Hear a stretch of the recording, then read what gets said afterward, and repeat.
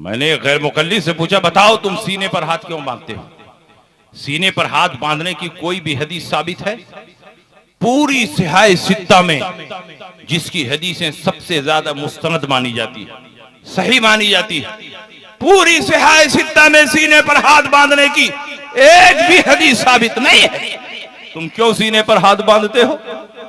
तो कहा सही इब्ने खुज़ैमा में है। मैंने कहा सही इब्ने खुज़ैमा में क्या है?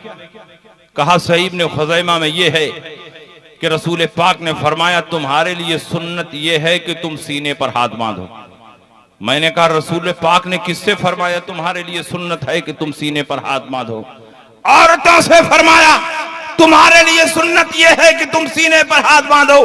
फ़इन्नहु अस्तरु लहुन्ना, क्योंकि इसमें औरत की पर्दा पोशी ज्यादा है। इस्लाम एक पाकीज़ा मजहब है। जब औरतें नमाज के लिए खड़ी होती हैं तो इस्लाम ये चाहता है कि अगर एक तरफ अल्लाह की इबादत हो रही है तो दूसरी तरफ औरत की पर्दा पोशी भी होती रहे। इसलिए रसूल पाक ने फरमाया तुम्हारे लिए सुन्नत ये है कि तुम सीने पर हाथ बांधो, क्योंकि इसमें पर्दा पोशी ज्यादा है। मैंने गैर मुकल्लिद से कहा बताओ तुम्हारे सीने पर क्या है जिसको छुपाने के लिए तुम यहाँ हाथ रखे हुए हो? अगर मर्द हो तो मर्दों वाली हदीस पर अमल करो, और अगर औरत हो तो औरतों वाली हदीस पर अमल करो, और दोनों के बीच में हो तो जिस पर चाहो अमल करो। हमारी तरफ से कोई एतराज नहीं। सीने पर हाथ बांधने की कोई हदीस साबित नहीं है, और जिस हदीस को ये पेश करते हैं वो औरतों से मुताल्लिक हदीस। हजरत अली करमल्लाहु ताला वजहुल करीम फरमाते हैं फ़इन्न मिन सुन्नति वज़अल यमीन अलल यसार तहत सुर्रा, ये बात सुन्नत से है कि दाहिने हाथ को बाएं हाथ पर रखकर नाफ के नीचे बांधा जाए। ये कौन कह रहा है? हजरत अली कह रहे हैं। और नुखबा उसूल हदीस की मशहूर किताब है, उसमें लिखा हुआ है जब सहाबी रसूल ये कहे कि ये बात सुन्नत से है तो उससे किसी और की सुन्नत मुराद नहीं होगी, रसूलुल्लाह की सुन्नत मुराद होगी। इसका मतलब ये हुआ कि रसूल पाक की सुन्नत ये है कि दाहिने हाथ को बाएं हाथ पर रखकर नाफ के नीचे बांधा जाए। अगर किसी और की सुन्नत मुराद लेता तो उनका नाम जिक्र करता। अबू बकर की सुन्नत यह है, उमर की सुन्नत यह है, खुलफाए राशिदीन की सुन्नत यह है। लेकिन जब सहाबी रसूल मुतलक फरमाए ये बात सुन्नत से है तो उसे रसूलुल्लाह की सुन्नत मुराद होती है। इस हदीस का मतलब यह हुआ रसूल पाक की सुन्नत यह है कि दाहिने हाथ को बाएं हाथ पर रखकर नाफ के नीचे बांधना। तो नाफ के नीचे हाथ बांधना ये रसूलुल्लाह की सुन्नत है। और हम लोग अहले सुन्नत हैं तो हम लोग किस पर अमल करते हैं? नाफ के नीचे हाथ बांधने वाली हदीस पर अमल करते हैं। और ये लोग किस पर अमल करते हैं? सीने पर हाथ बांधने वाली हदीस पर अमल करते हैं, जो हदीस पूरी सिहाए सित्ता में कहीं साबित नहीं है।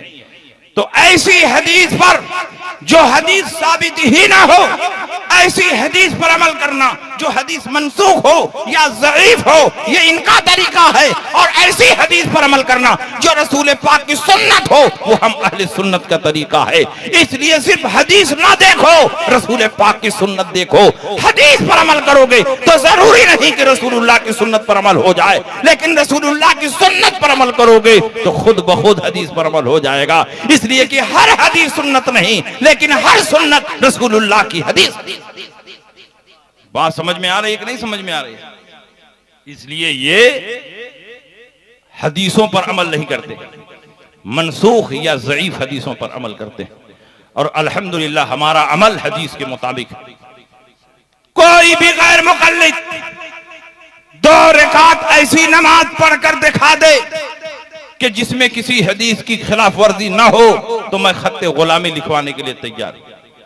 अहले हदीस का मतलब क्या हुआ? सारी हदीसों पर अमल करने वाला। सारी हदीसों पर अमल हो ही नहीं पाएगा। एक हदीस पर अमल करेगा, अब कई हदीसें छूट जाएंगी। एक एक मसले से मुताल्लिक कई कई हदीसें। जैसे कोई नमाज पढ़ने के लिए आगे बढ़े तो हाथ कान की लौ तक उठाएगा कि मूढ़े तक उठाएगा, यहीं झगड़ा शुरू हो जाएगा। हदीस दोनों है, कान की लौ तक हाथ उठाओ या मोढ़े तक हाथ उठाओ। तो अगर मोढ़े तक हाथ उठाया तो कान की लौ वाली हदीस छूट गई। कान की लौ तक हाथ उठाया तो मूठे वाली हदीस छूट गई। तो एक ही हदीस पर अमल हुआ और एक हदीस छूट गई। जब एक हदीस पर अमल कर रहे हो और एक हदीस छोड़ रहे हो तो तुम अहले हदीस नहीं हुए, तुम तारीके हदीस हुए। और हाथ बांधोगे कहाँ? नाफ के नीचे बांधोगे, नाफ के ऊपर बांधोगे, या हाथ छोड़कर नमाज पढ़ोगे? तीन तरह की हदीसें हैं।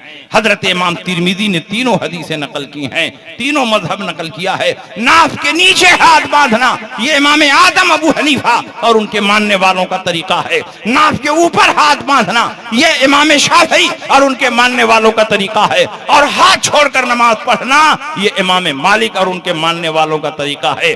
इमाम तिरमिजी की नजर में सीने पर हाथ बांधने की कोई हदीस साबित होती तो उसको भी जिक्र करते कि सीने पर हाथ बांधना ये फला इमाम का तरीका है, उनके मानने वालों का तरीका है। लेकिन सीने पर हाथ बांधने की कोई हदीस, कोई मसलक जिक्र नहीं किया। यह इस बात की दलील है कि सीने पर हाथ बांधना हकीकत में हदीस में साबित नहीं है।